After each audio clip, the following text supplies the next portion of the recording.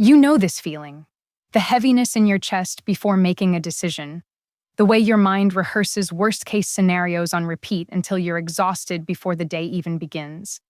The paralysis that keeps you in situations you've outgrown, not because they're good, but because they're known. And the unknown feels like falling. You call it anxiety, you call it overthinking, you call it being careful. But beneath all of those words is something older, something more primal. Your fear circuit, an alarm system in your brain that was designed to keep you alive. And it has been working overtime. Not because the danger is real, but because somewhere in your past, your nervous system learned that change itself is the threat. Let me tell you how this works.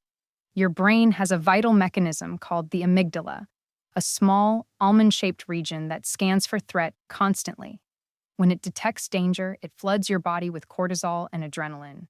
If the threat is real and immediate, a car swerving toward you, a person attacking you, the system saves your life. But also, it sharpens your focus. It mobilizes your muscles. It makes you faster, sharper, more capable. If the threat is not immediate, but your amygdala was trained in an environment where safety was never guaranteed, the alarm never fully turns off. Your brain begins treating everything unfamiliar as dangerous. New opportunities, new relationships, new versions of yourself, and unconscious vows form to reinforce the pattern. I must avoid risks at all costs. It's not safe to step outside my comfort zone. My fears define me. These aren't weaknesses. These are the architecture your psyche built to survive an environment that taught you early. Change means loss. Vulnerability means harm. The unknown cannot be trusted. Your younger self needed these vows. They were brilliant. But you are not surviving anymore. You are allowed to live. Here's the part that makes this so exhausting. When your fear circuit is chronically activated, your prefrontal cortex, the part of your brain responsible for logic, perspective, and decision-making, gets overridden. You can't think your way out of it, because the part of your brain that thinks clearly is being drowned out by the part that is screaming danger. If you've ever wondered why you know something is irrational but still can't stop feeling afraid, this is why. The amygdala doesn't care about logic. It cares about survival. And if your history taught it that new things hurt, it will keep you locked in the known, even if the known is slowly killing you. But here's what changes everything. You can retrain this system, not by ignoring fear, not by forcing yourself to just be brave, but by creating enough present moment safety that your amygdala begins to learn a new pattern. When fear grips you and you respond with presence, with a hand on your chest, with a grounding breath, with a quiet acknowledgement that you are safe right now. You are teaching your nervous system the difference between past danger and present moment. You are not dismissing the fear.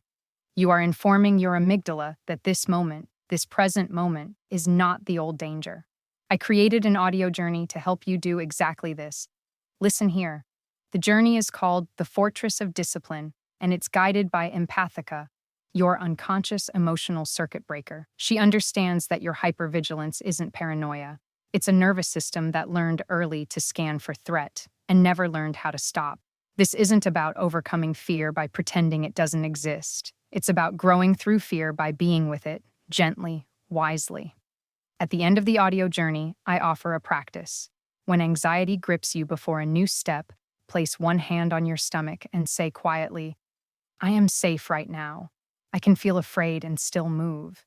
You're not overriding the fear. You're partnering with it.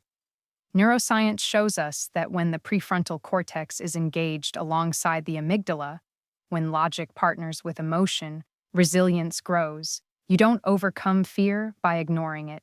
You grow through it by staying present with it. If you want to go deeper, if you're ready to understand which old contracts of self-protection are ready to be honored and released, I invite you to explore the full oracle journey. Fear was never meant to be your prison, love. In its truest form, it is a fortress, a structure of discipline and discernment that says, "I will move wisely, I will build with integrity, I will face what needs facing." The door was never locked. It was only waiting for your hand. Love you, Cassandra. The audio immersion supports you in releasing chronic people-pleasing and self-abandonment, reconnecting with healthy anger as a source of vitality, softening stored tension in the body, building nervous system, safety around assertiveness, reclaiming your personal power without aggression. Easily listen here. This journey was co-created with our resident intuitive guide, who masterfully works with the 7 emotive circuits that shape your reality. The frequency-based design creates spaciousness in your nervous system, so your natural curiosity can return, free from pressure or performance. After you listen, I invite you to explore the unconscious vows that may still be keeping your fire contained. For just 7 months, you'll receive all 5 guides plus the complete 5-layer trauma-informed healing process. This isn't about becoming more aggressive. It's about coming home to the full spectrum of your aliveness, where healthy anger is no longer the problem, but the power that finally finds its way back to you. And that is the bravest kind of beginning. Dive into the subconscious rage circuit and discover how it affects our desire for happiness and spiritual fulfillment. P.S. Find the full emotional circuit healing audio journeys here for free. Look forward to a full exploration of all 7 circuits in episodes ahead. XO Love, Cassandra.